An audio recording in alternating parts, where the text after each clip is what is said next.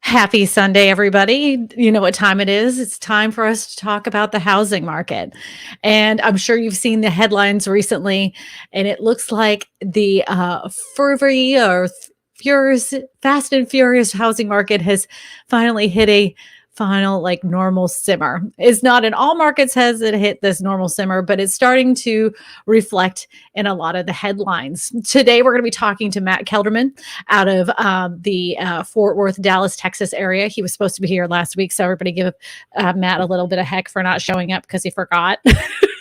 Because that's what I do. I harass people.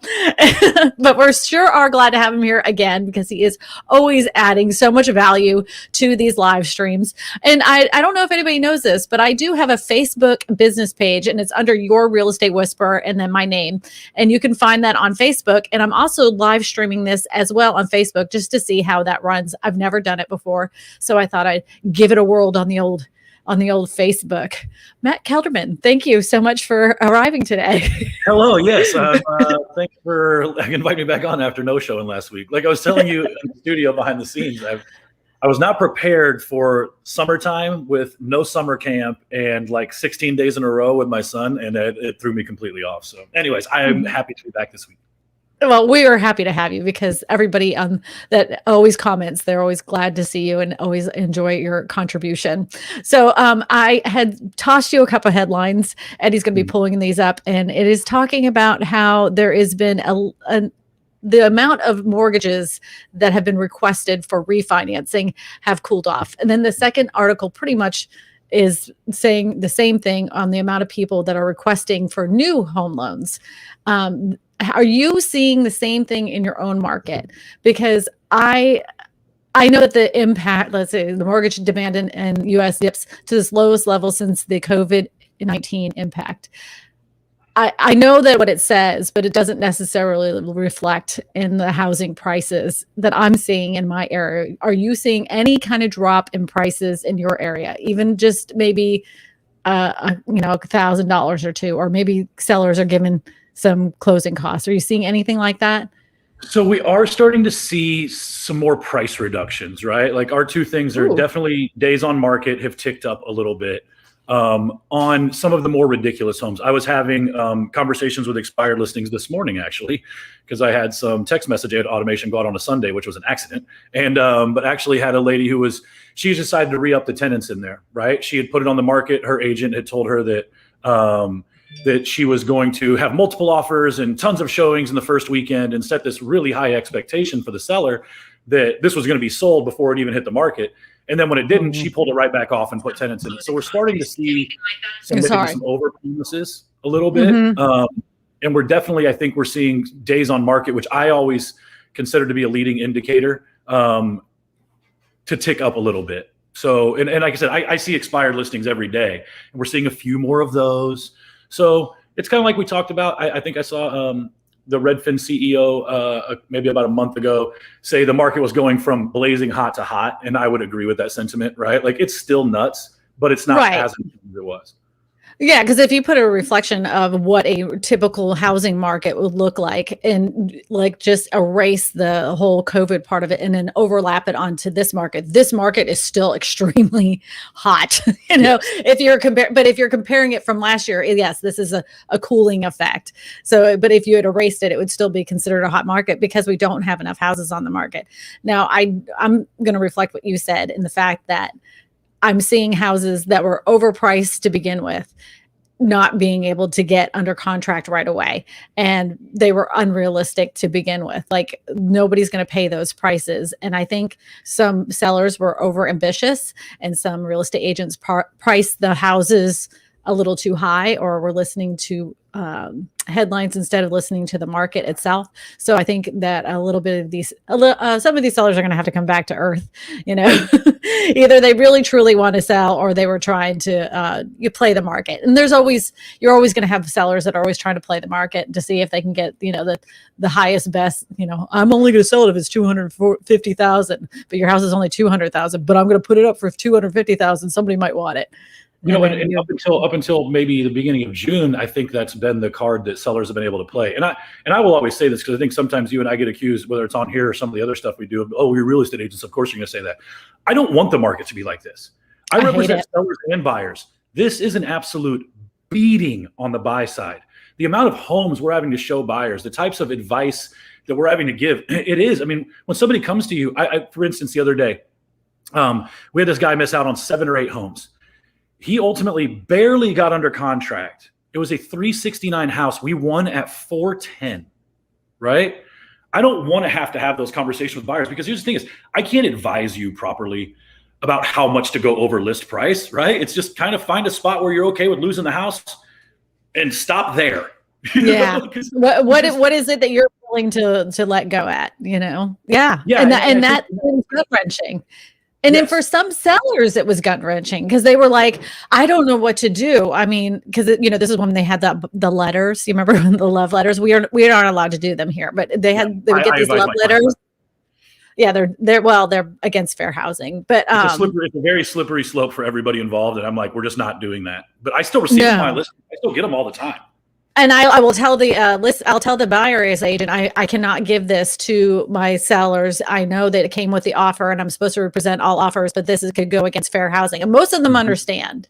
Yeah. But when they would get some of these letters and they're like, oh my God, they have 3 kids, and I'm going to give it to this guy who's a single guy, I'm like, you got to take that out of the equation. You're trying to make the most money that you can make out of this house, take the best offer and go with it. These people are not even, they're filling in the appraisal gap. These people aren't, so just try to think of it that way. You got to take the emotion out of it. This is a transaction. You're trying to make the most money. Absolutely. I mean, and I understand from the buyer's standpoint too. But that being said, the interest rates are so low. So if you're in that buying, you're looking for a house with more inventory that's creeping on the market, the interest rate still being low, this is a perfect time for you to really keep your eyeballs peeled because I know a lot of people had stepped back and they're like, I'm not even going to buy a house right now.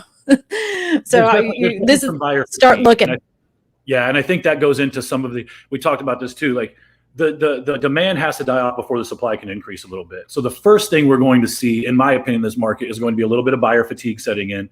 I think interest rates are going to stay pretty low for a while. I don't think we're going to get raised. We're going to get rescued by higher interest rates chasing some buyers off. But there are plenty of buyers who are just sitting on the sidelines right now. And hopefully that squeezes a little more inventory into the market and calms some of this down a bit, but hasn't yet. Do you think that interest rates are going to creep up anytime soon? I've heard from a couple people towards the end of the year, there might be, I think there's some political stuff at play in 2022 that might, maybe raise them up a little bit. But the main 2 lenders that I talked to about this that seem to be right more often than other people are anticipating that there's a meeting happening in August that might lead to interest rates later in Q4 going up a little bit. So yeah. That's exactly what I heard too. And that if you were on the fence for refinancing, this would be the perfect time to do that before they decide what they're going to decide after August. I don't know what the delay would be. And I would say this to anybody thinking about this, and this is just, my opinion, whatever, take it for what it's worth. I don't know what the delay would be in refinancing right now. If you're, over anything that's a 3.5, right? I mean, shouldn't you? I mean, I know some people have debt and credit and there's life stuff that happens, but if you have the ability to refinance right now, it ain't getting lower. Yeah, I think some people though, after they've paid like 12 years on a house, and they're like, do I really want to go back to a 30-year mortgage? Yeah. So I think that's part of it because I'm right at 8-9 years, and I'm like, I know I'm still on the fence. Do I really want to do that? Want to do that? I mean, how much money will it really save me when I add in those years? But I don't know. I'm still thinking about it. So then we do have some questions. Here we go. Frank G says, what does a house go for in foreclosure when it has lots of equity? What does a house go into? Why does a house go into foreclosure when it has lots of equity? That one at the beginning was killing you. I need to drink more tea. I need more caffeine. Go ahead. I would say it shouldn't. Right? Like if there's lots of equity in the home, it's probably a misinformed seller, or they just have no ability to pay the note at all. Right. So I've had this happen. This has happened to me. The sellers had no job. like they lost their job, but they still had equity in their house, but they were so far behind on their payments that when they got to the closing table, it was still considered a short sale, and they were able to walk away from the table with $1,000. I mean, after everything was said and done with the $30,000 in equity that they had, all the fees and late fees and everything else that compiled upon it, they only walked away with $1,000. They didn't have a foreclosure under their name. That was a short sale, but I don't know if it's the foreclosure process. If they haven't paid their house note, it doesn't matter how much equity is in it. You know, the right thing for that seller to do is to put their house on the market. And even though they only owed $135,000 and the house was sold for $175,000, that was shame on the seller for not going through a real estate agent and getting it sold before it went into foreclosure.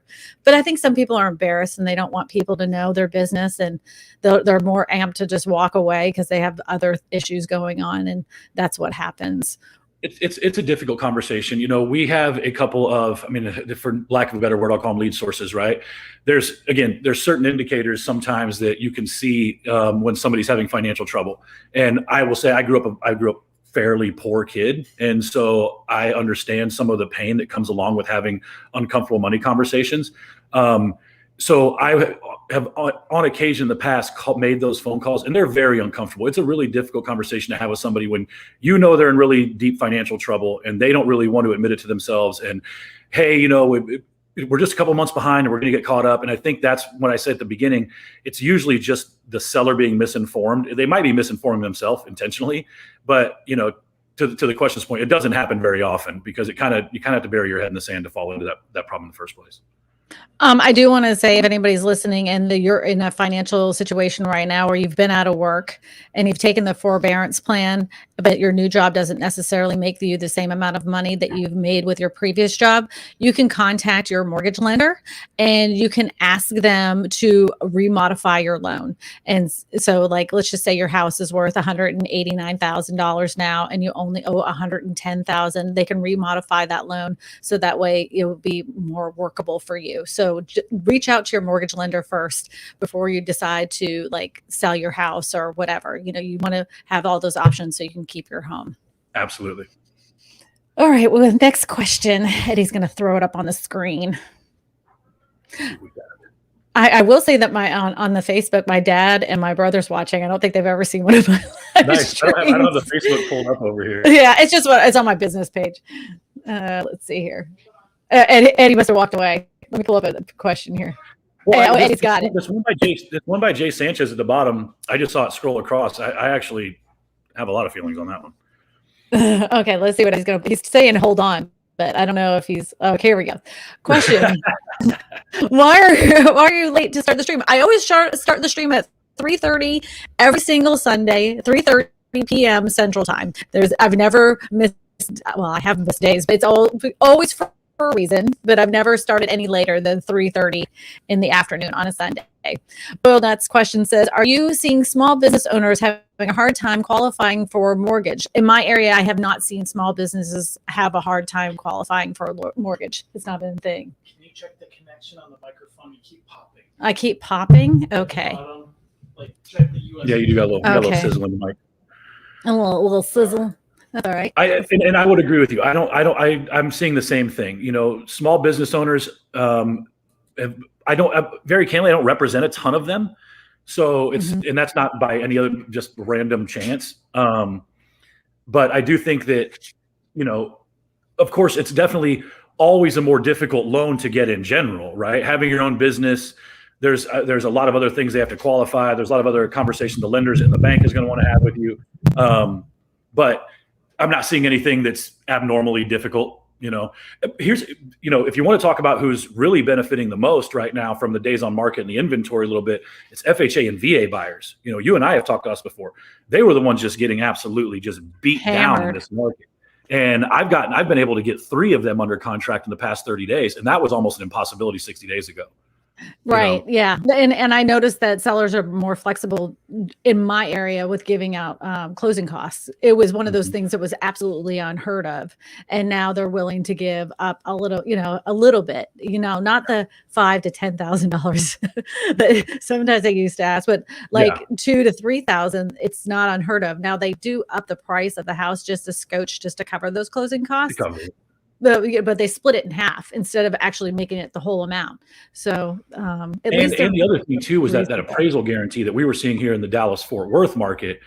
People were having to guarantee like, oh, well, if I'm going 20 grand over, I'll guarantee all 20 of it. And that was what was keeping most people from doing it, because they just didn't have the cash. It wasn't that they couldn't cover their 3.5%, 5%, whatever it was. And then of course, don't even get me started on why agents reject VA offers and why the conversation on VA offers is always so difficult, because I see it all the time. Well, I know that, like, I've even called agents before and I've said, how come this home doesn't qualify for VA? And they'll say, well, there's too much paperwork involved. And so we just took it off the MLS. And I'm like, what are you talking about? What paperwork do you have to do? That has nothing to do with you. This has to do with the lender. Nothing. I'm like, you're misinformed. And so I always tell them, the buyer has to pay, the seller has to pay $75 for a pest inspection. Like, is that really what we're worried about? Like, you know what I mean? It's so crazy. But I've educated home sellers and listing agents about that before by telling them, please put that back as a VA loan, because we have lots of people in the VA with good VA loans that are more than qualified to purchase them, And I think for some reason in somebody's head, they feel like they don't have as much buying power, but it just means they have a better loan package through I can VA. tell you quite candidly, the foolish conversation that happens between real estate agents that I see is that they just literally don't understand that the fact that the loan is a zero down loan or can be a zero down loan, that has nothing to do with the purchaser's power and their ability to perform on the loan. That is a benefit for serving their country, right? Like, it's not a lack of funds. Now there are definitely plenty of VA buyers I put under that were very early on in their wealth building that didn't have a ton of money. But I've had VA buyers who can put $100 grand down, right? The VA is just a better loan product. Absolutely. And you can, believe it or not, Malcolm Lawson talks about this. You can actually use your VA loan for investment properties as well. Did you know that? That's pretty interesting. I haven't heard Malcolm talk about it. I'd like to hear that. I do not know the specifics of that. I'm not even going to pretend that I do, but I know that he has mentioned it on his channel. If anybody's interested in that, put that in the chat, and I'll have Malcolm Lawson on here in the future, and we'll have a discussion about that. All right.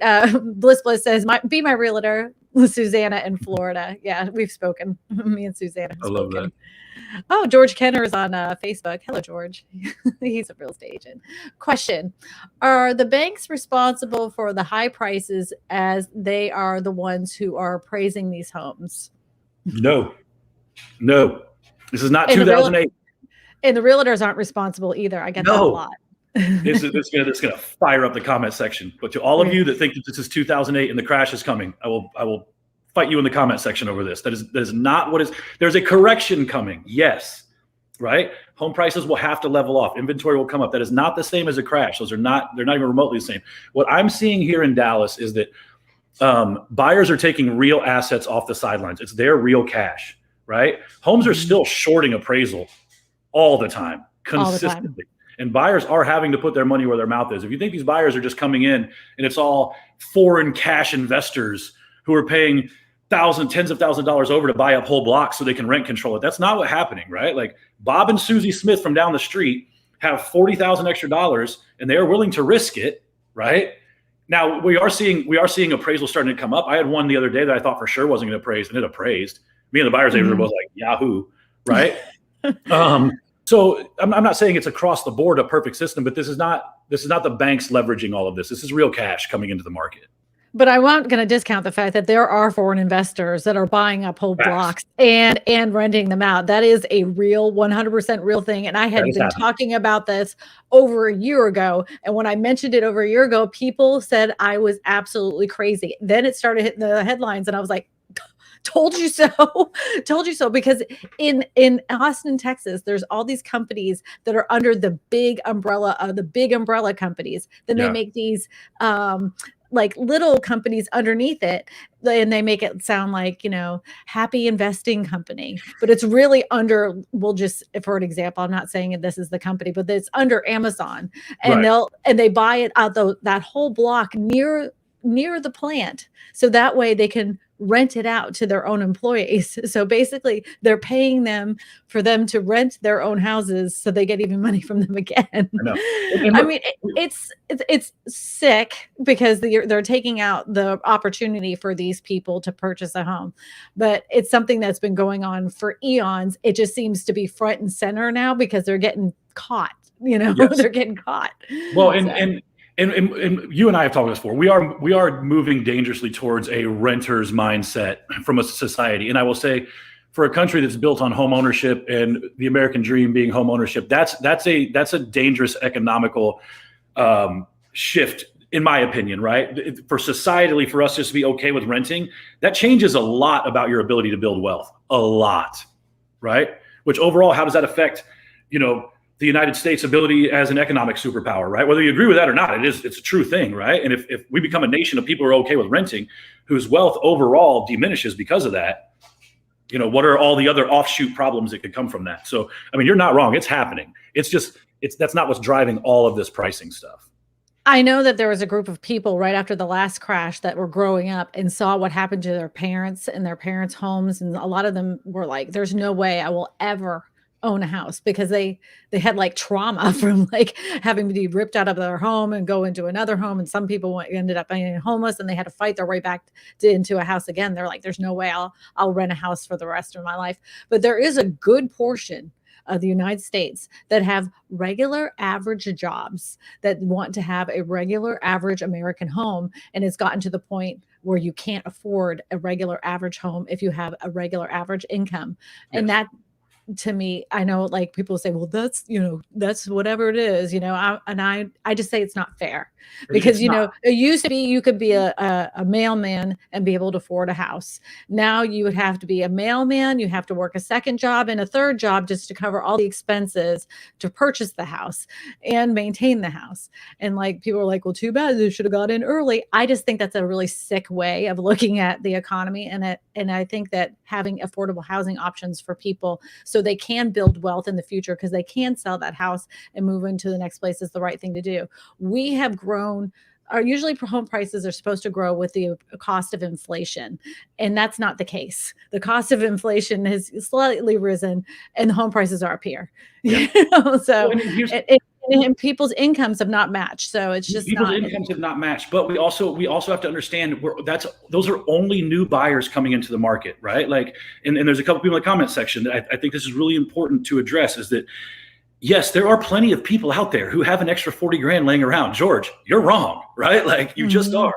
There are plenty of people who have money, that kind of money laying around. There are people who are taking advantage of this market, meaning putting their house on the market at 510 and selling it for 580, and then going around and purchasing a house at 369 they had to pay 410 for, right? There's a regular everyday Joe buyer who's selling his house, right? Now, obviously this market can't stay up forever and people aren't going to make that kind of money forever, but that is what's happening right now. This isn't people losing their jobs and getting put into arm loans and all of this is going to fall apart, right? This is a buyer somebody selling their house in a super hot market and then taking those extra proceeds that are hard-earned cash assets from the buyer who bought their house and taking that same hard-earned cash asset and giving it to the new, and it goes on, right? We like to just be like, oh, the banks, the shadowy entities are going to come and stand on my neck and hold me underwater and I'll never be able to figure it out. Like, there are plenty of people who put themselves in a financial situation where they're able to take advantage of this market, and there are people just like you and I every day, right? Right. And there are huge corporations buying up blocks. That's happening too, right? Yeah, they start whole neighborhoods and their only intent is to rent them out. But my whole point of this is that only the people with a lot of cash have been winning in this market.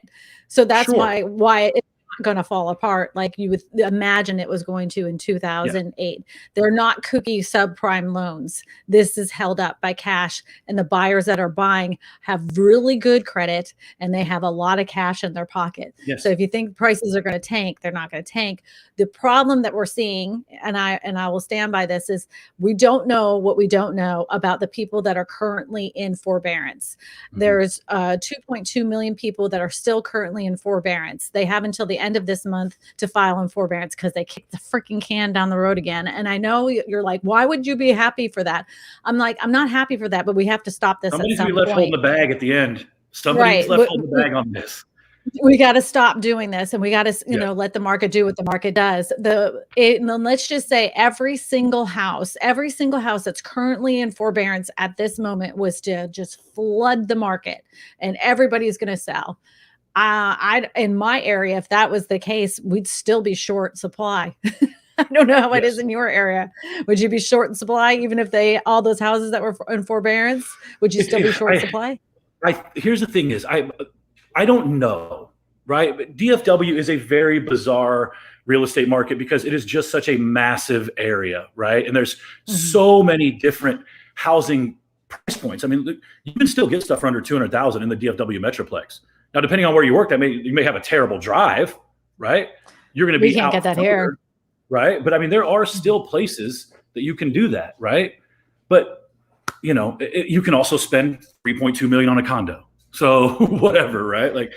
So we have a very diverse market from that standpoint that a lot of people can move around and play in. But yeah, I think we see a huge influx of inventory if forbearances suddenly went away. Bliss says, I got a question. I got here late. Please leave up to the rewind to hear the beginning. Thank you, Susanna. Oh yeah, I always leave once this live stream is done, I always leave it up afterwards so people can watch it.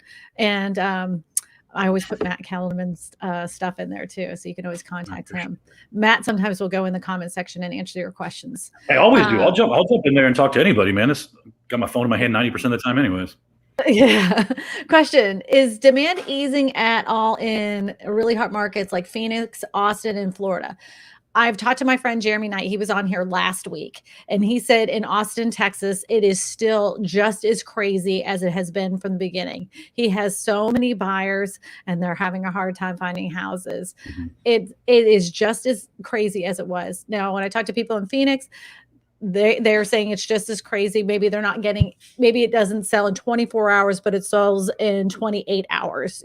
But from what I heard from a friend of mine, she said that they, at least the sellers are a little bit more flexible than they were, let's just say a couple months ago. They're looking at other home loans like VA and FHA, and they're not turning their nose up to it. So that's a good sign.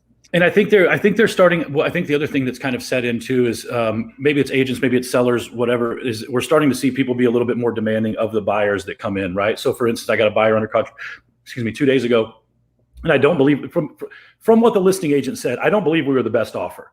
I think we were the strongest buyer, though, right? And for them, that mattered a lot. So while there was, we weren't paying for title, meaning like we probably could have done a couple other terms, like we weren't paying for title policy. Right. Okay. One of the other people were. It's a few $1,000s, right? Like we're probably only talking a few $1,000s, but she's like, she really likes the idea of going with you over, I think we're honestly up against an investor offer. And so she liked the idea that it was an emotional buyer attached to the home over somebody who was looking at it through a business lens.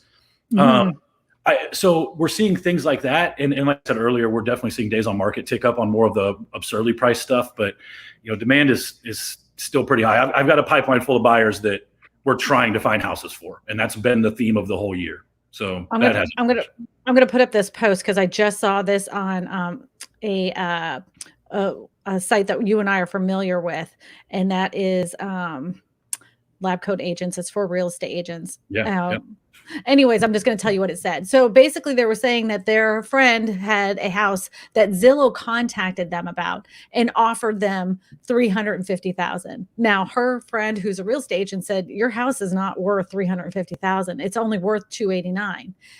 And so she's like, see what they have to say, like, take it, take the offer, take it. So what was interesting is like, why would they offer that much more? So I was reading in the comments section is that, yes, they offer you that much more, but then they get into their own inspection period and they're like, well, it needs a new roof. That needs this. You're going to have to do this. You can't have this. And then they have a bunch of fees tacked to it. By the time everything's said and done, you're only really getting about 250,000. So 100%. just be very cautious when you get these kinds of offers, these overinflated offers from third party type of real estate planners, because they're not in the business to lose money. They're in the business to make money. So they give you a flashy number at the beginning, but they get you in one way or the other. Just a buyer beware. We have in our listing. So we don't have, as a real estate team, we don't have a traditional listing packet, right? Like, but we have a one page that goes in with our listing information that is an FAQ about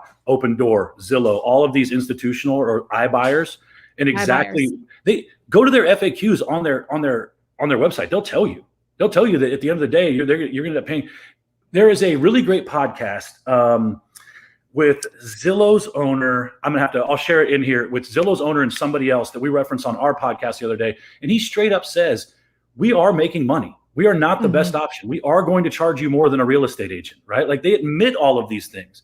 They are the right buyer for a specific type of seller, right? Right. Like if you had like a sudden death in your family and you had your family's house in an area that you didn't live and you're just trying to tie up loose ends and just move on with your life. Yeah, I can see why that would be an option, because you don't want to you just don't want to go through it. Just tell me what I'm going to get at the end and walk away.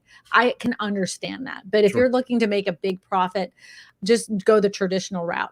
I don't believe you're going to make as good money with those third-party companies. Question: if you collected unemployment during the pandemic, but is now back to work, will this disqualify you from getting a bank statement mortgage loan? You would have to talk to your lender and you're going to have to figure out the terms for your specific area. I've had this happen to somebody, and because the amount of time they were out of work and the job that they ended up getting, they were fine because they ended up making more money and they weren't out of work for more than 90 days. So you'll have to talk to your mortgage lender. What do you say there, Matt? Yeah, I echo the same thing. When you start getting the lending questions, there are so many moving parts to that, and each person's individual situation is their own. And where's the money and where's it been and what's your credit score? That is just 100%. What is your debt to income? That's the biggest one. There's so many things moving back and forth in that. Definitely talk to a lender that you trust in the area. Yes. All right. Question: can you form a 501c3 and get a mortgage and avoid paying taxes? Also, who would like to join my church or affordable housing? Is this supposed to be church of affordable housing, maybe? Who would like to join my church or affordable housing? Okay. All right, here we go. The simple answers to whether to nonprofit can purchase a property is yes, although owning a business or building is not necessarily preferable to leasing a space. You can obtain a commercial real estate loans for nonprofit organizations from a variety of traditional and alternative lenders. So the answer is yes, but if you're looking for affordable housing to make money off of it, let's just hope that church of what's happening now has been well established, and you have a very good tax person working under you, and an attorney. It's not like that. That is pretty good thinking, though. That's some smart thinking. It kind of is. I never even thought about that. We should make a church. We should look into it. Yeah, look into it. All right. What do we got next there, Eddie? All right. Here we go. Also, Robert Douglas, I know what wholesaling is. I personally do it. Thank you. Yeah, we know what wholesaling is. Yeah. Question: if prices drop a little and supply increases a little, will the sudden swarm of buyers reappear? Only time will tell. I know that I personally have a bank of buyers that are sitting there waiting because they're exhausted, honestly, after having so many houses rejected. They're like, you know what, we're just going to sit back. We're going to wait for a more supply of houses. Some of the houses we even bidded on, we didn't even really like. We just wanted to win. And they're like, and that was dumb. Thank God we didn't win. So we'll see. I'm like I've always said, I knew the fourth quarter was going to tell us a lot more about this specific housing market. And I had said I thought the prices would get more reasonable in the fourth quarter, and I ended up being right about that.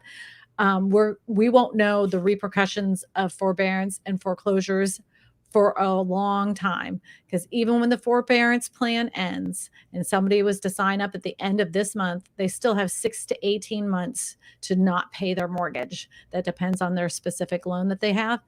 And it takes a long time for a foreclosed property to hit the market.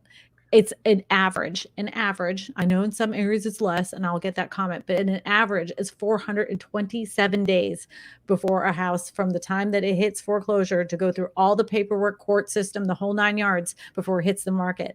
And not only that, it can, if it's for some other reason like bankruptcy or divorce, you can add another 200 to 400 days on top of that. It can take forever for a house that has been foreclosed on to hit the market. Now, the reason we saw it as a wave when we did was we didn't know how many people weren't actually paying. And the banks kept kind of saying, no, we're good. It's going to be fine. It's going to be fine. And then they couldn't keep up with it anymore. They couldn't hold the doors back. And then once they released the Kraken, so they say, then we kept seeing houses hit the market, one right after another. And even then, because the banks knew that they couldn't take the prices of homes too much, they held as many as they could back and trickled out as many mortgages as possible. So, well, and I think some of it too, as far as a swarm of buyers, I don't know. I would tell you, my personal buyers will be very informed, right? Like I'm very much keeping an eye on the market. And again, this isn't, every person's risk tolerance is different. And I think that's why, for me, I won't say that the whole market's going to change, but the buyers that I have a lot of data on them. We've had a lot of conversations. If they've been in the market and left the market, I know exactly what that reasoning was, all of that stuff. So I will tell you, I'm keeping an eye on the market for my buyers, and they're entering back into the fray at separate points. And I do think we're going to start seeing some of those buyers re-hit the market as we move deeper into Q3 and then into Q4, because there's got to be a natural uptick in days on market during that time. It's so, even like everybody's like, oh, it's easing and everything, but still, like 16 days on the market, like 15 days on the market, that's still like going to wait till the second weekend to get an offer. Oh no. when the average prior to this was 30 to 45 days. Exactly. And then people are like, oh wow, we're, look, it's easing, the market's changing, it's going to tank. I'm like, 15 days on the market instead of 10. That is not like, it's not that's still red hot. Yeah. It's all perception. All right. Other nonprofits are also exempt from paying sales tax and property tax. While the income of a nonprofit organization may not be subject to federal taxes, nonprofit organizations do pay employee taxes, Social Security, and Medicaid, just like any for-profit company. Thank you, Eddie. Golly, that is a good producer right there, man. He's just firing off, just following up. Man, he should get a raise. Question: what about the USDA loans? Are those still available for people, and are they accepted or discouraged like FHA or VA loans? We use USDA loans all the time. They're pretty much at the height of the market, they were valued pretty much the same, but there were some sellers that were still willing to work with people that got VA and an FHA and USDA loans. Those are like rural development loans. If anybody doesn't know, they're like a rural development loan, and they have a very low down payment or zero down payment. And sometimes you can even roll in some of your closing costs with a rural development loan. And they're a great product, but I live in a rural area and people are aware of them. And so it was equivalent to what they were accepting for VA and FHA. I don't know about your area. Do you even do those? We have rural areas here, but I would be speaking completely out of turn. I have never done a USDA loan. I'm a city kid. I sell condos and houses in suburbia. I just don't get a chance to do many of those. They do take a little bit longer because they have to go through their own, like the RD loan process underwriting system. So you have like your regular underwriting system that you would for specific, with a regular loan, but then they have the RD system that it has to go through. And it depends, because sometimes it can go through those systems in like 3 days. And other times they'll say, well, RD is backed up and it can take 15 days. So you never know. You're always on the fence, but you can call them up and they'll let you know how many days it's going to take for turnaround. So just something to know. Note. That's good. I'm on it. Yeah, go ahead. All right. Donette says, question, I was trying to get your email, but the email I'm getting through is, I'm not getting through. Can you email it? I'd like to talk to you. Yes. Okay, here. It's info and then the @ symbol and then my name, KristinaSmallhorn.com. Info @ KristinaSmallhorn.com. That's it. If you want to get a hold of me. And Matt, if she wants to get a hold of you, what is yours? So the easiest one is just Matt Kelderman @ Gmail. That is not my professional one, but I have plenty of stuff that comes through that. If I give you my work one, it's Matt Kelderman @ herggroup.com, and that one's a little bit clunkier. So first and last at Gmail, and you'll find me. That's why I changed mine. Mine used to, well, I still have it, is info @ yourrealestatewhisperer.com, but everybody could spell whisperer, right? Because it was ERER. So I was they like, wouldn't get the second one on there. Yes. So I had to change it. It's info @ KristinaSmallhorn.com. Yeah. And if anybody else is looking for a real estate agent or have your specific real estate questions that you don't want to ask here on the stream, please feel free to email me. I'll email you back when I can. I'm trying my best. I get about 30 to 40 emails a day asking for me to refer them to a real estate agent. I spend 2 days just doing that, referring out people to other real estate agents throughout the country, because I personally interview.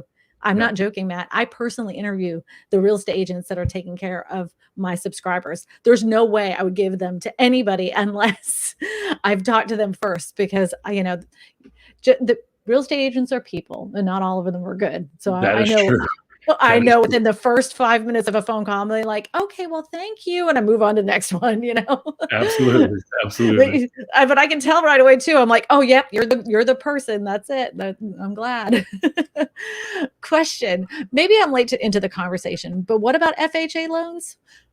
We were just saying that FHA loans, when this pandemic started and the increase of buyers had gotten very strong with cash offers, that sellers were less likely to accept FHA loan type buyers. But now that thought process has now changed with a lot of sellers and listing agents, that they're more willing to work with FHA and VA home buyers. Yeah, absolutely.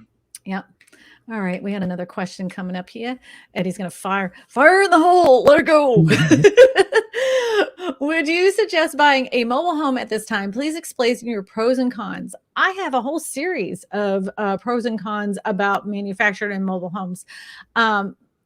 One thing is if you're going to buy a manufactured home at this time, manufactured homes are extremely expensive. They're on the highest price point that they've ever been in history. And that's because the building materials have cost so much more. If you're looking to purchase a manufactured home that's already attached to a piece of land, there is not a thing wrong with that. And that you can use an FHA conventional and VA loan with, as long as you have a lender in that area that's willing to do those, but you have to work with a lender that's proficient in that type of loan. You can even use an RD loan. That's a little bit more difficult than it used to be, but they have some specifications that you have to meet in order for you to be able to use an RD loan with a manufactured home. If you actually live in my area, I actually have 2 lenders that can do that. So if you're looking for a lender that can do those kinds of loans, just let me know. In Louisiana, only in Louisiana. Perfect. I'm deferring to you on everything mobile home, because no, I mean, we sell a lot of them here. They're no. Manufactured homes have come a long way, and they get a bad rap, because they get a bad rap because what you see in the media and everything else. And like they always like every time there's a storm, for some reason, some helicopter likes to go over some mobile home park that was built in 1976 that are toppled over like railroad cars. And those homes before 1976 were not built to any kind of specific regulations. They are not tied down. They don't meet any kind of building codes. And that's why you see them like that. And if you look, you can see that they're old and dilapidated. Yeah. And they, like it's not the same as it used to be. Jay Sanchez says, as agents, do you guys ever look at the history of the real estate market or any trends such as correlation about every 10 years? That's our job. Which is correct. Yeah. I think we're proving we do just by talking about it right here. Now, but here's what I will say. Most real estate agents understand the washout rate for real estate agents, folks, is 84% in less than 24 months. So 84% of the people who got licensed in 2021 will not be licensed in 2023, right? What the market suffers from more than anything else is the vanity of real estate, right? Like this is, for me, this is what I do. This is how I feed my child. This is how I fund my retirement. This is my job. Do I have other things going on? Yes. They do not bring in near enough income, right? I think what a lot of people run into when they, get bad advice from real estate agents is they're not vetting. Kristina talks about vetting the agent who's taking care of her referrals. Man, you should be hammering your real estate agent with questions. You should be going online if you've never bought a house before and just Googling what are questions I should ask a real estate agent, right? Like anything to beef yourself up. And also don't listen to your friend who bought in another state 15 years ago or your dad who bought 20 years ago, right? Because those people aren't giving you realistic advice either. And so I think what happens is, and I don't think this is what Jay Sanchez is asking, but I think what a lot of people end up running into is they run into a new real estate agent who doesn't understand how to protect the largest asset most people will own. And then of course they hate real estate agents, or of course they hate the process. Of course they feel like everybody getting screwed and all the houses are cheap. And I'm not denying that happens to people, but I also think there's a large amount of, like Kristina said, there are humans and they're not all created equal. And it's really important for you to interview and vet them at a super, super high level. And that has nothing to do with the correlation. I do think we're in for a correction. Absolutely. But again, like I said earlier, a correction is not a crash. Those are two totally separate things. And we are going to see the market level off. And we are going to see some people who, if they bought their house this year and tried to sell it next year, they wouldn't be super happy with it.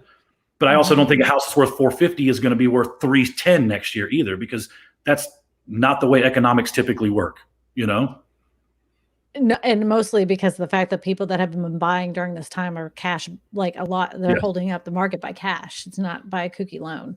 Yeah. So one thing I do want to explain is that when you look at that HUD, that what they used to call the HUD settlement statement, now it's called a closing document. You'll see a number. We'll just say that says your real estate agent made $3,000. Okay. And then what you don't know is that if you look, it's made out to their broker. It's not made out to your real estate agent. It's made out to that broker.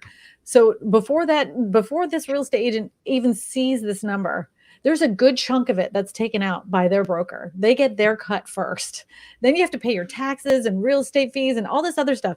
So this number, as exorbitant as it may seem for your $150,000 house, it's not even close to what we actually get. Not even close. Individual agents might have a problem. I will tell you right now, if you're running a real estate team and you're 40% profitable, you are murdering it. Yeah. Right? Yeah.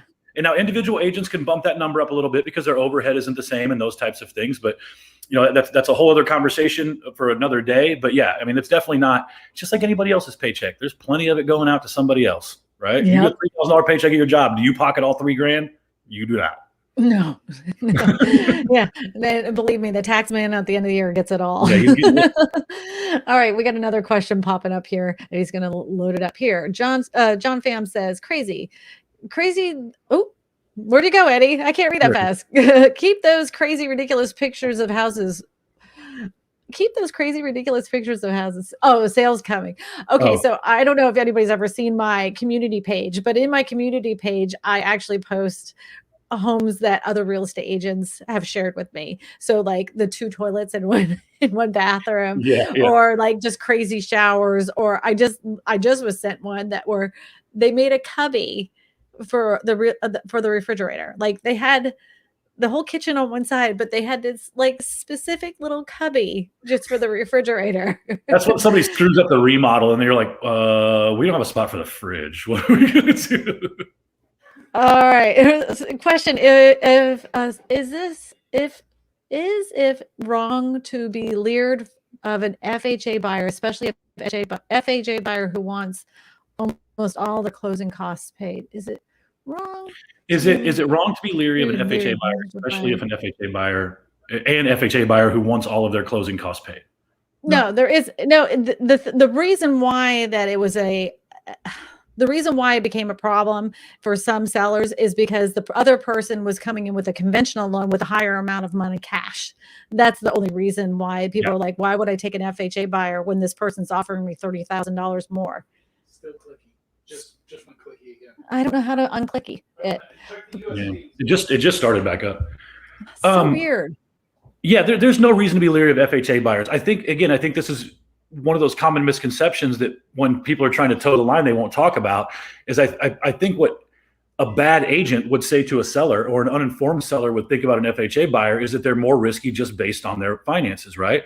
The reality is most FHA buyers are first-time home buyers, right? They might be a little more skittish as far as repairs and those types of things because that happens. But a good solid agent is going to be able to explain to them, negotiate those repairs. Whether you're a conventional buyer or an FHA buyer, if you're in a hot market and sellers just aren't doing repairs, you ain't getting them anyways. It doesn't matter. You're just going to suck it up if some of that stuff's broken and they're not going to fix it and that's the house you want. That's just called negotiation, right? But the reality is, I think what happens is some people see the smaller down payment. They assume that makes them a riskier buyer, and therefore they would rather go with somebody who's putting the $100,000 down. And I get that from an economic standpoint, right? $100,000 can solve a lot of problems that $7,500 can't. But there's no reason to be leery of FHA buyers at all. Can we talk about financial stuff right here real quick? Johnny O with a $50 super chat. Wow. Thank you, Johnny O. If you have a specific question about real estate, please put it in the chat. Thank you very much for that very nice gift of a $50 super chat. Now you're low. That's pretty cool. Now I'm too low. Oh my gosh. Yeah, you are a little lower now. I cranked you up. Now I'm probably just screaming in people's earphones or AirPods right now. All right, here we go. All right. Now is it better?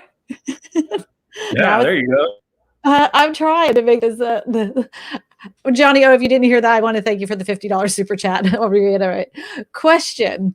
Retired couple. We do not have to buy right now. So how long do you think we should wait?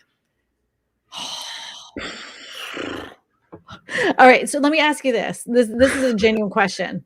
All right. When you buy your next home, is this your forever home? Like this is going to be your home that you're retiring and you're not going to purchase another house.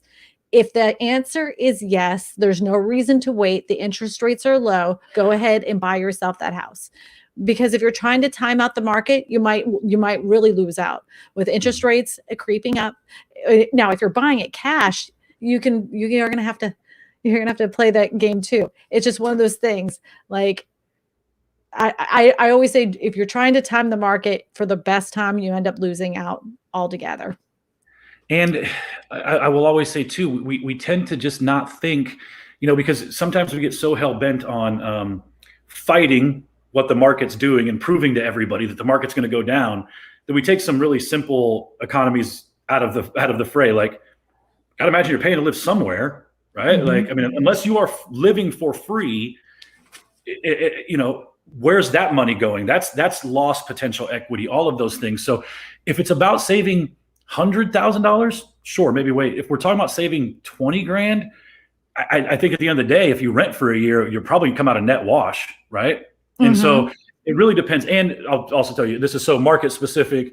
There's so many things about this that are really specific, but I agree with Kristina. If you're trying to time the market out, chances are you're going to miss it. Yep. CC Moon says, what is a 3-bedroom, 2-bath request for buyers? What is new 3-2 request for buyers? I mean, is she asking like 3-2 is the thing that everybody says they want, right? Like, I need a 3-bedroom, 2-bath. Is she saying like, what's the new thing? Okay. I'll tell you what it is here. It's multi-generational homes. People want homes that they can put their elderly parents in with them. So I see in Texas, or at least Dallas specifically, we have a lot of primary bedrooms down and then other bedrooms up. Like, you don't see the primary bedroom on the second floor really at all. And honestly, it's a floor plan that for the most part people here hate. So, but now we're seeing exact opposite. They want a primary and a guest downstairs. So like, say you have a 5-bedroom, they want 2 down and 3 up, or a 4, a 2 and 2. And that's the 2-2 on a 4-bedroom. That's not a common layout. So you don't see a ton of those, but that's something that I see. I'm having conversations around a lot more than I used to, is that multi-generational style of home. What I'm saying, if they're wanting a 3-2, but they want a 3-2 that already has a dining room, or they want a 4-2 that has a dining room, because what they're going to do is close off that dining room and turn it into an office. Mm-hmm. Nobody uses the dining room for a dining room anymore, except for don't get me wrong, there are still people that do that, but most people are turning those into workspaces, because more and more people are going to work from home, even though there's some offices that are taking on this hybrid model. Like my husband's job, that's what they're going to do, is a hybrid model of people coming back to work. John Lewis says, question, I keep on hearing about the crazy market. I was told about the crazy market, just bought a home in Knoxville area. To be honest, there wasn't much competition. I don't know about Knoxville, Tennessee, but I know that Nashville has seen its fair share of craziness as far as home prices. But I know outside of, now I talked to an agent that lives in a more rural area of Tennessee, and he said, it's good. Like, they've had a great market and they've been busy, but not to not like what you've seen, like not crazy, 30 bids on a house and all that kind of stuff. So I think it's always area specific when you see headlines like that. Very area specific. And then it's just, one person, I think actually, first off, let me say that's awesome, because that's not the experience a lot of the buyers I'm working with are having. So I'm sure that was much less stressful. I don't think it's just one person's experience in the millions of homes that move every year. And it's very market specific too. Mm-hmm. CC Moon says, I can see that big cup. It still cracks me up. Man. That big cup is famous. If anybody doesn't know, I'm a big giant hot tea fan, and I like black hot English teas, and that's what I always have in my cup. That's the only thing I drink. I don't drink coffee. I sometimes will drink water, but mostly I'm like, literally, if you were to cut me open, only tea would fall out. And I gave a teacup like this to a subscriber too when I made 100,000. When I made 100,000, That's a hat. Yeah, it's so That's heavy. Hilarious. All right, question. This isn't a question. Just wanted to say, Matt, I like your t-shirt. Thank you. Head down, heart up. Oh, what does that mean? You keep your head down, your chest up. Stop, just kind of keep your head down and work, and don't let your heart get too worried about it.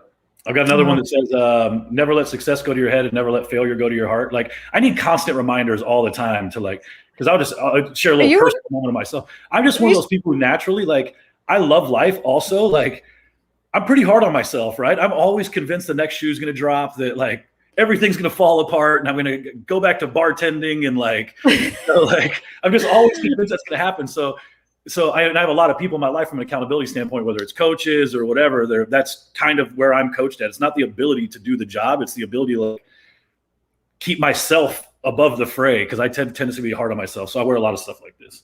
So I'm glad there's a designer that makes these live, laugh, love. Should we have those all painted? Oh yeah, exactly what it is. Exactly.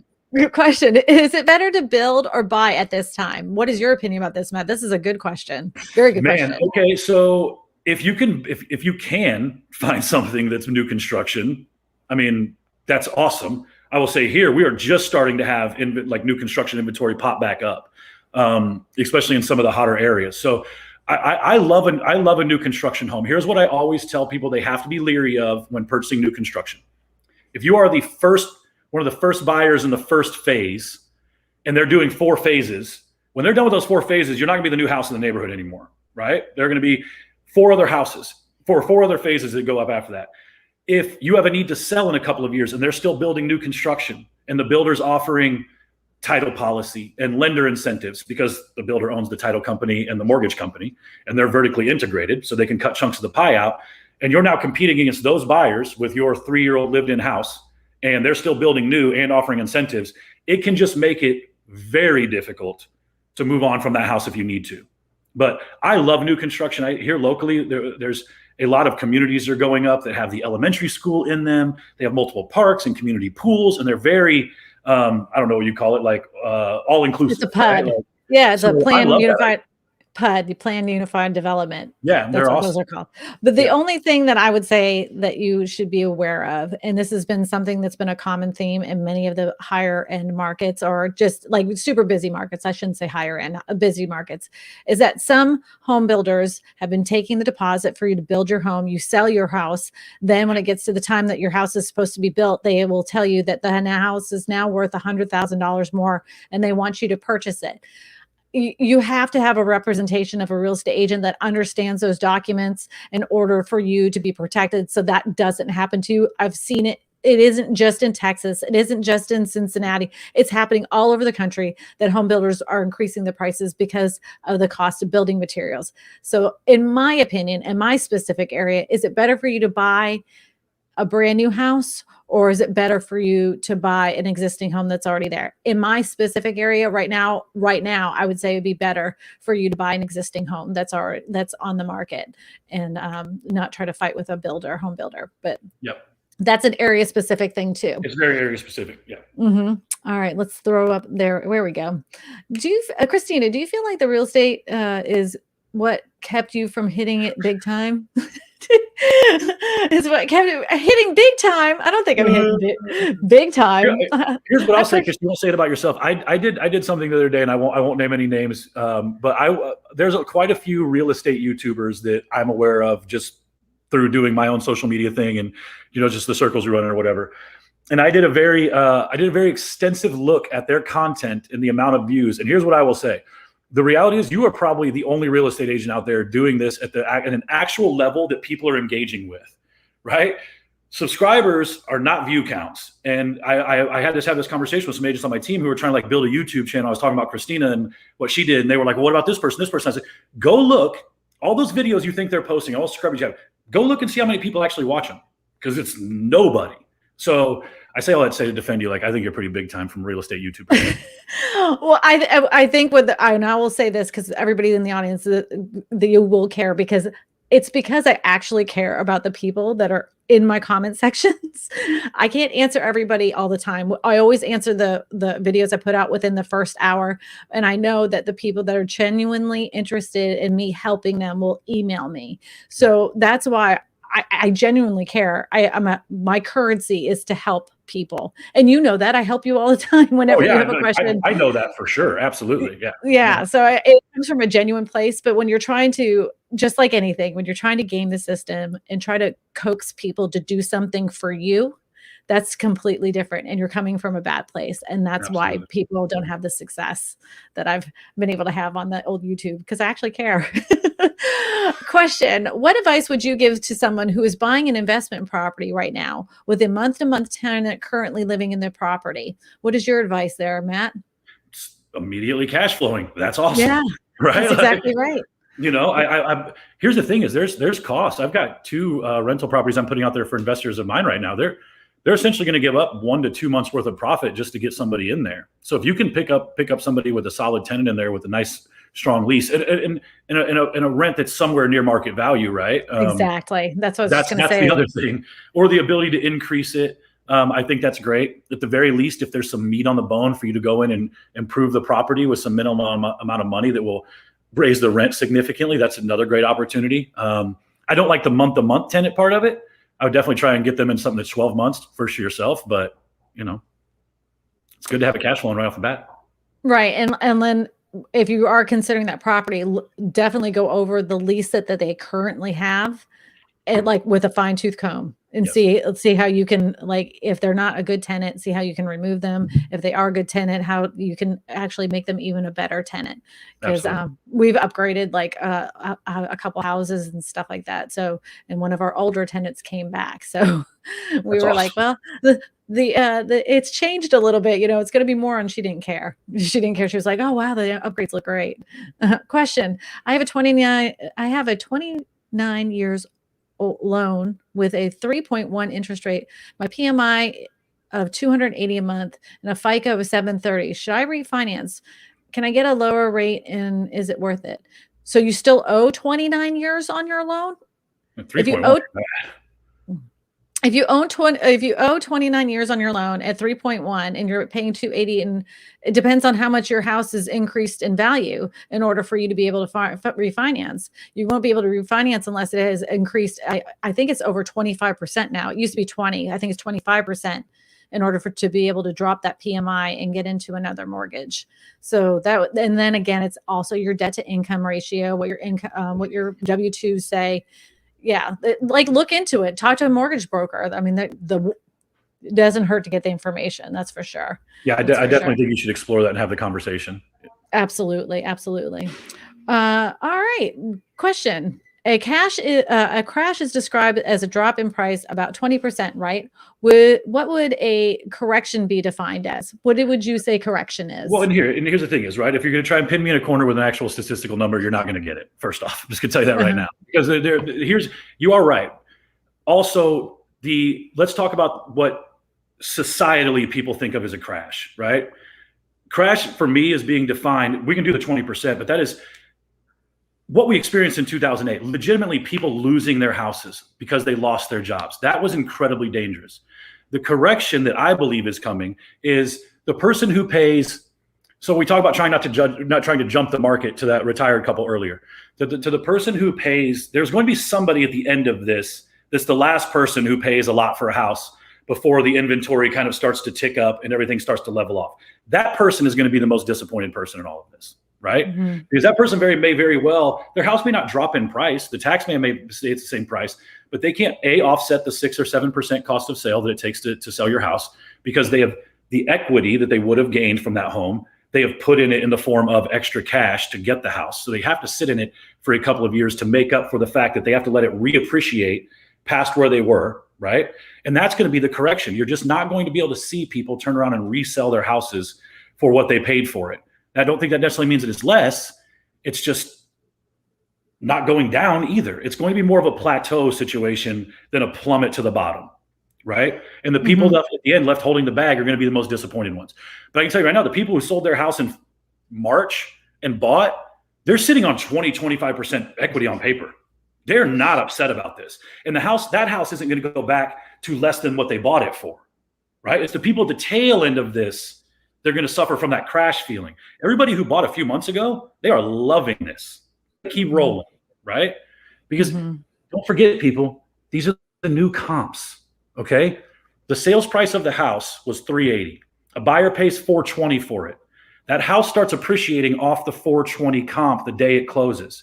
Your neighbor lists for $425 now and gets $435 because the $420 comp exists, right? You now have comparables in the market to justify your price. It's not like the house is going to go back to less than that $380 or $370 that they pay. Like, that's not what's going to happen in all of this. The banks are not over leveraged in all of this. Mm-hmm. Oh, super chat. John Lewis says lumber and commodities have crashed. Actually cheaper to build a home than pre-COVID. Well, the prices haven't gone to builders yet. Like, you know, like the builders have not gotten that memo at all. The builders haven't gotten that memo. They have not reduced the price of costing. They have not reduced the price of them building a house.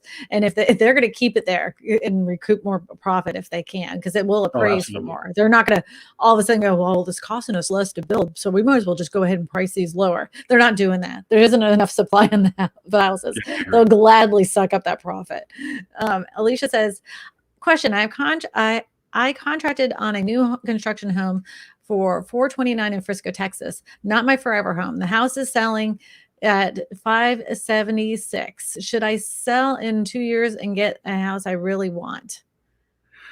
Okay, first off, I can show you out my window. I live in Frisco, Texas, so that's nice. I don't understand your question though. Like, are you? So you're under? So she's saying she's under contract at $429 on a house that's either not finished yet. I mean, look, if you could make $150,000 on your house and it just built, sell it. Like, right. I think she's saying that, like, she bought it for $429 and it's now selling for $576. She's thinking that she should sell it in a couple of years and get the house that she wants. The problem is this inventory issue isn't going to exist in a couple of years, most likely. Again, these inflated prices are coming from people freaking out, right? And there not being any home inventory and they need to get in a house. So I don't know, but this is the exact type of situation I was talking about when we talk about the correction. What's worth $576 right now may only be worth $550 2 years from now, not because the market plummeted, just because the demand's not there and people aren't willing to pay as much. You know, now there's a lot of other things in that. Is a house the same square footage? You know, all these other things. But if you could turn around and make $150,000 profit on a house, that'd be pretty hard to turn down, in my opinion, right? Now, you also have nowhere to go, and you've got to go now buy another house and compete in the same market. Maybe you get that money back to somebody else. And and then you'll be renting for a while. And how long are you going to be able to rent before you find another home? You know, how much? That's the thing. You're definitely not going to find any more new construction right away. Definitely not in Frisco, you know? Yeah. Get up and life is short. What was that, Eddie? There were a couple of people when they asked about the shirt, they were firing off other sayings. That's a good one too. Question: is it smart to add a pool to a home we like, or just get a home with an existing pool? Okay, so pools are. I love to have a pool. I will tell you, backyard and landscaping and pool prices are through the roof, like everything else right now. So you're going to pay a pretty penny for it. Yeah, and that is area specific. So here in Louisiana, as hot as it is, the homes with pools don't necessarily sell better because they have a pool in them, and they don't appraise for a lot. Like, say you put in a $70,000 pool, because you put that in, that only adds about 40,000 to the appraised value, even though you spent 70,000. Mm-hmm. So they're not valued as high. But in Florida, you could literally have the most junky house in the whole entire world. The whole backyard is filled up with a pool, and people are clamoring to get it. So it's very area specific when it comes to a pool. But in a lot of cases, you're not going to get what you put into it back. Because prices of pools are super expensive right now. I would. Here's the thing: concrete, barbed wire, everything. The only place I see people not even making a money on a pool, but where you get into that luxury price point where people are buying an experience, they don't care, right? Like, that's where you can really do that type of stuff. But if you're just talking the average $70,000 to $100,000 pool, don't expect to get anywhere near that return on it after you put it in. Put it in because you want to have a pool and you love it. That's like an outdoor kitchen too. Yeah. A question says, does purchasing an older mid-century home and renovating it make sense in this market, or is it better to wait months, years for building materials to costs to go down? Thank you. Are you planning on selling it? Yeah. Have you talked to a real estate agent in your area? Do you know how much remodeled mid-century homes sell for? That is going to be something that is very area specific. It's super area specific. I love mid-century modern homes. I love that you're doing that. But yeah, how much of the remodel can you do yourself? How much of your own sweat equity is going into it? Do you need to hire somebody to do it? Right? Like, there's so many things. So I love some mid-century moderns. They don't even want you to remodel them at all. They want you to keep them as pure as possible. And then other ones are like, gut the whole darn thing and make it look more modern on the inside and less modern on the outside. You're going to have to, I would work very closely with an agent that is very attuned to exactly what your market dictates for a remodel on a restoration like that. And inspect the hell out of it, please. Mid-century over 1950s and 60s homes will bring problems to you that you don't even know exist sometimes. We have our years you're gonna be buying. Ours here are pretty well made. Like, they're like cast iron plumbing here that murders us. The electrical and the cast iron plumbing can be so expensive if it's turned the corner and really turned into a mess. Interesting. All right. Question. Is it better to invest in commercial or residential real estate considering the eviction moratorium? I have zero commercial investments, so I definitely am not the person to ask about this. I would say generically, I see a whole lot of open office space in my area. You're going to get a better deal. So, be careful.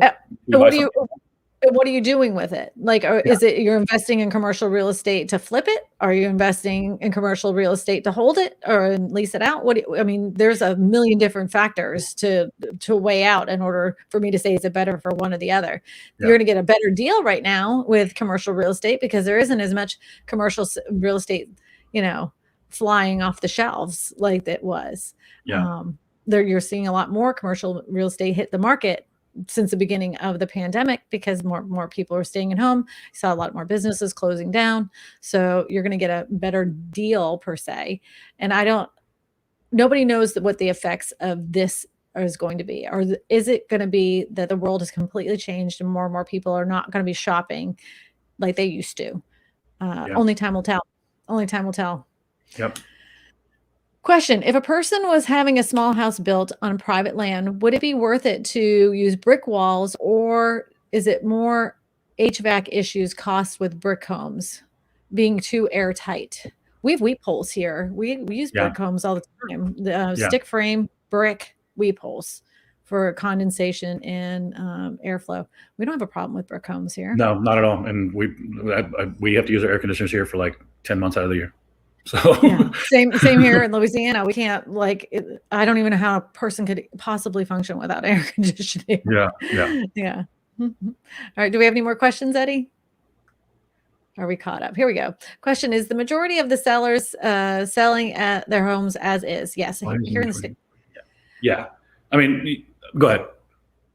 And I don't know how it works, but here in the state of Louisiana, all homes that are as a resale property, the majority are sold as is, but that doesn't mean as is like you would think. It's as is after the inspection period. So you can still have a 10-day inspection period. And if you still don't want to purchase the house, and you can negotiate the price because there's a lot of repairs that need to be done. But as is here means at the day of closing, everything's been satisfied. You've satisfied all the repairs for during that inspection period. You've done your final walkthrough. You're ready to sign on the dotted line, and it is as is. So that means that like while you're sitting at the closing table, if an airplane comes in and smashes into it, it's your house now. It's not the seller's. You After just a signed month, on the it dotted might line. still be there. If it's at the closing table, it might still be there. But yeah, same thing in Texas.